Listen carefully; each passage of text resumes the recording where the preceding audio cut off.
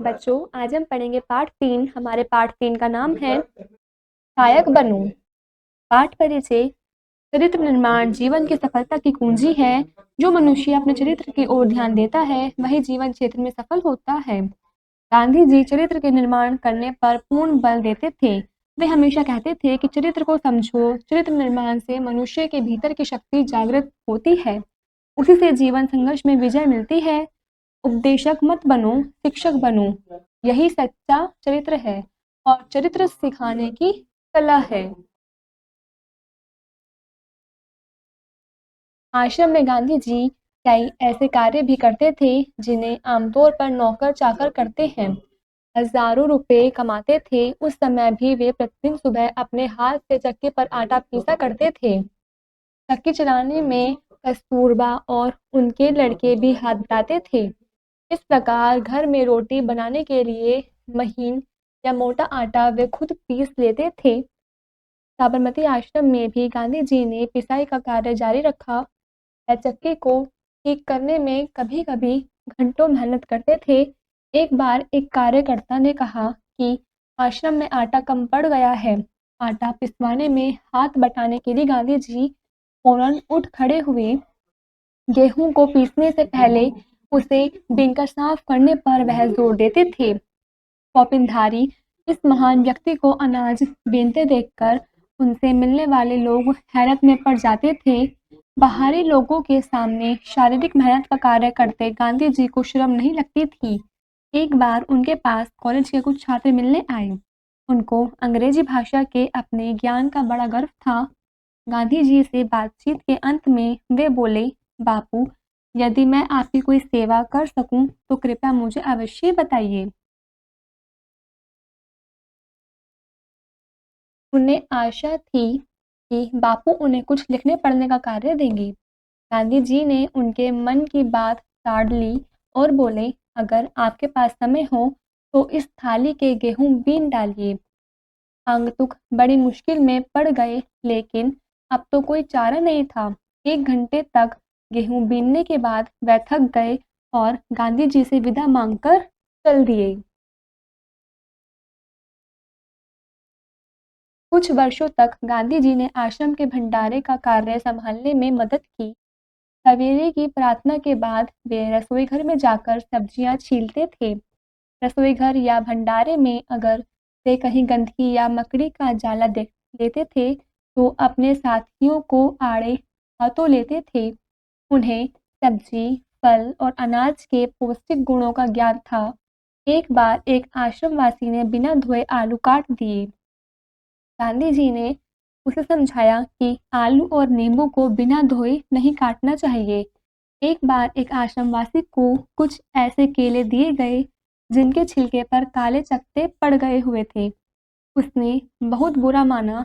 तब गांधी जी ने उसे समझाया कि ये जल्दी पच जाते हैं और तुम्हें खास तौर पर इसलिए दिए गए हैं कि तुम्हारा हाजमा कमजोर है। गांधी जी आश्रमवासियों को अक्सर स्वयं ही भोजन परोसते थे। इस कारण वे बेचारे बेस्वाद उबली हुई चीजों के विरुद्ध कुछ कह भी नहीं पाते। दक्षिण अफ्रीका की एक जेल में वे सैकड़ों कैदियों को दिन में 2 बार भोजन परोसने का कार्य कर भी चुके थे। आश्रम का एक नियम यह था कि सब लोग अपने बर्तन खुद साफ करें। रसोई के बर्तन बारी-बारी से कुछ लोग दल बनाकर धोते थे। एक दिन गांधी जी ने बड़े-बड़े पतीलों को खुद साफ करने का कार्य अपने ऊपर लिया। इन पतीलों की पैंदी में खूब कालिख लगी हुई थी। राख भरे हाथों में वह एक पतीले को खूब जोर-जोर से रगड़ने में लगे हुए थे कि तभी कस्तूरबा वहां आ गई। उन्होंने पतीले को पकड़ लिया और बोली, यह कार्य आपका नहीं है, इसे करने को और बहुत से लोग हैं। गांधी जी को लगा कि उनकी बात मान लेने में ही बुद्धिमानी है और वे चुपचाप कस्तूरबा को उन बर्तनों की सफाई सौंपकर चले गए। बर्तन एकदम चमकते न हों तब तक गांधी जी को संतोष नहीं होता था। एक बार जेल में उनको जो मददगार दिया गया था उसके कार्य से असंतुष्ट होकर उन्होंने बताया था कि वे खुद कैसे लोहे के बर्तनों को भी मांझ कर चांदी से चमका सकते हैं। जब आश्रम का निर्माण हो रहा था, वहाँ आने वाले कुछ मेहमानों को तंबुओं में सोना पड़ता था। एक नवागत को पता नहीं था कि अपना बिस्तर कहाँ रखना चाहिए, इसलिए उसने बिस्तर को लपेट कर रख दिया और यह पता लगाने गया कि उसे कहाँ रखना है। लौटते समय उसने देखा कि गांधी जी खुद उसका बिस्तर कंधे पर उठाए रखने जा रहे हैं। आश्रम के लिए बाहर बने कुएं से पानी खींचने का कार्य भी वे रोज करते थे। एक दिन गांधी जी कुछ अस्वस्थ थे और चक्की पर आटा पीसने के कार्य में हिस्सा बटा चुके थे।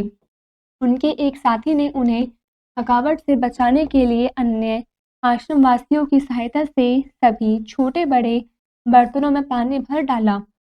गांधी जी को यह बात पसंद नहीं आई। मन में कुछ ठेस भी लगी। उन्होंने बच्चों के नहाने का टब उठा लिया और कुएं से उसमें पानी भरकर टब को सिर पर उठाकर आश्रम में ले आए। बेचारे कार्यकर्ताओं को बहुत पछतावा हुआ। शरीर से जब तक बिल्कुल लाचारी न हो, तब तक गांधी जी को यह बात बिल्कुल पसंद नहीं थी कि महात्मा या बूढ़े उन्हें के कारण उनको अपने हिस्से का दैनिक शारीरिक श्रम न करना पड़े। उनमें हर प्रकार का कार्य करने की अद्भुत क्षमता और शक्ति थी। वे थकान का नाम भी नहीं जानते थे। दक्षिण अफ्रीका में बोअर युद्ध के दौरान उन्होंने घायलों को स्ट्रेचर पर लादकर एक-एक दिन में 25-25 मील तक ढोया था। वह मीलों पैदल चल सकते थे। दक्षिण अफ्रीका में जब वे टॉलस्टॉय बाड़ी में रहते थे, तब पास के शहर में कोई काम होने पर दिन में अक्सर 42 मील तक पैदल चलते थे। इसके लिए घर में बना हुआ नाश्ता लेकर सुबह 2 बजे ही निकल पड़ते थे। शहर में खरीदारी करते और शाम होते-होते वापस फार्म पर लौट आते थे। उनके अन्य साथी भी उनके इस उदाहरण का खुशी-खुशी अनुकरण करते थे। एक बार किसी तालाब की भराई का कार्य चल रहा था, जिसमें गांधी जी के साथ ही लगे हुए थे। एक सुबह कार्य खत्म करके वे लोग फावड़े, कुदाल और टोकरियां लिए जब वापस लौटे तो देखते हैं कि गांधी जी ने उनके लिए तश्तरियों में नाश्ते के लिए फल आदि तैयार करके रखे हैं। एक साथी ने पूछा, आपने हम लोगों के लिए यह सब कष्ट क्यों किया? क्या यह उचित है कि हम आपसे सेवा कराएं? गांधी जी ने मुस्कुराकर उत्तर दिया, क्यों नहीं? मैं जानता था कि तुम लोग थके मांदे लौटोगे। तुम्हारा नाश्ता तैयार करने के लिए मेरे पास खाली समय था।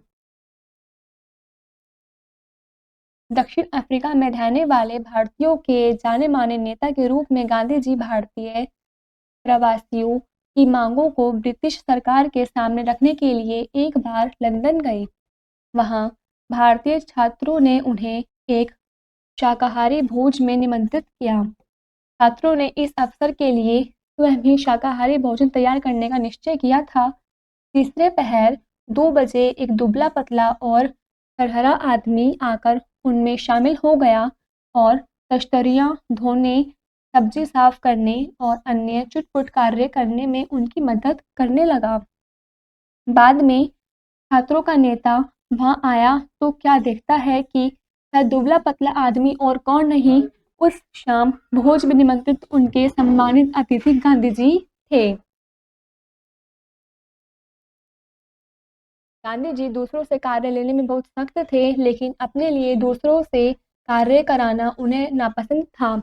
एक बार राजनीतिक सम्मेलन से गांधी जी जब अपने डेरे पर लौटे तो रात हो गई थी। सोने से पहले वे अपने कमरे का फर्श बुहार रहे थे। उस समय रात के 10 बजे थे।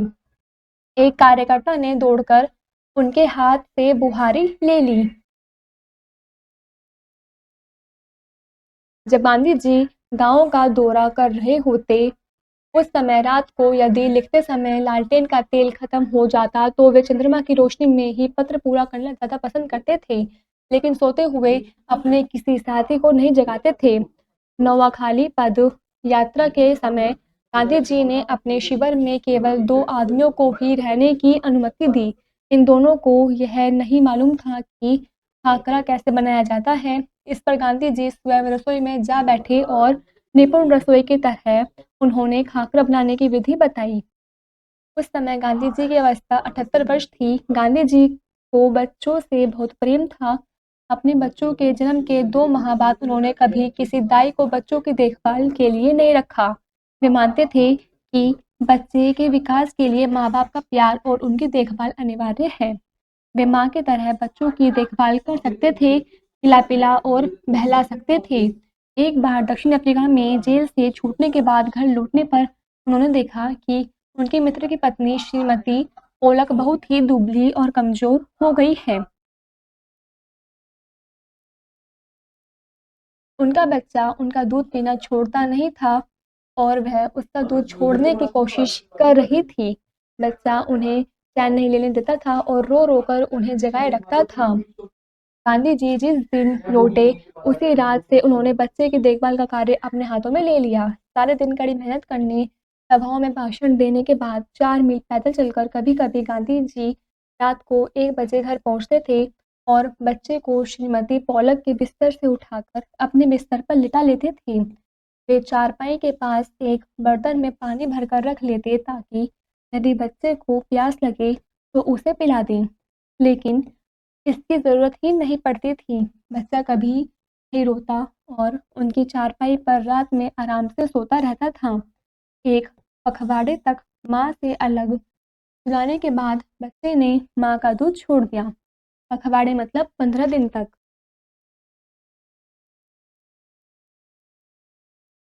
गांधी जी अपने से बड़ों का आदर करते थे। दक्षिण अफ्रीका में गोखले गांधी जी के साथ ठहरे हुए थे।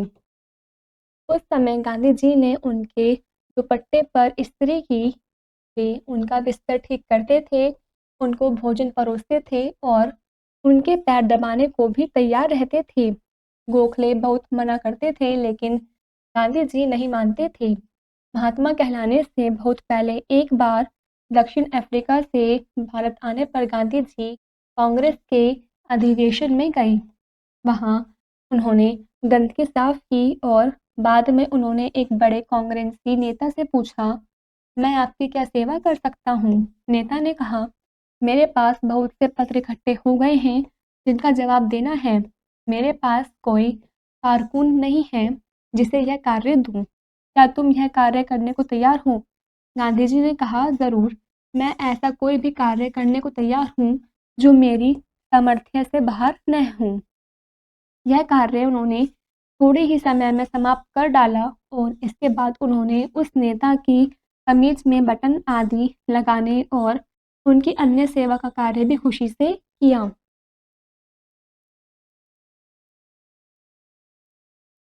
जब कभी आश्रम में किसी सहायक को रखने की आवश्यकता होती थी, तब गांधी जी किसी ज़रूरतमंद को रखने का आग्रह करते थे। उनका कहना था, नौकरों को हमें वेतनभोगी मजदूर नहीं, अपने भाई के समान मानना चाहिए। इसमें कुछ कठिनाई हो सकती हैं, कुछ चोरियां हो सकती हैं, फिर भी हमारी कोशिश सर्वथा निष्फल नहीं जाएगी। उन्हें यह मालूम ही न था कि किसी को नौकर की भांति कैसे रखें। एक बार भारत की जेल में उनके कई साथी कैदियों को उनकी सेवा टहल का कार्य सौंपा गया। एक आदमी उनके फल धोता या काटता, दूसरा बकरियों को धोता, तीसरा उनका निजी नौकर की तरह कार्य करता था। गांधी जी ने देखा कि इंग्लैंड में ऊंचे घरानों में घरेलू नौकरों को परिवार का आदमी माना जाता था। एक बार एक अंग्रेज के घर से विदा लेते उन्हें यह देखकर खुशी हुई कि घरेलू नौकर का परिचय उनसे नौकर की तरह नहीं बल्कि परिवार के सदस्य के समान कराया गया। एक बार एक भारतीय सज्जन के यहाँ काफ़ी दिन ठहरने के बाद गांधी जी जब चलने लगे तब उस घर के नौकरों से उन्होंने विदा ली और कहा, मैं कभी किसी को अपना नौकर नहीं समझता हूँ, उसे भाई या बहन ही माना है और आप लोगों को भी मैं अपना भाई समझता हूँ। आपने मेरी जो सेवा की उसका प्रतिदिन देने का सामर्थ्य मुझ में नहीं है, लेकिन ईश्वर आपको इसका पूरा फल देंगे।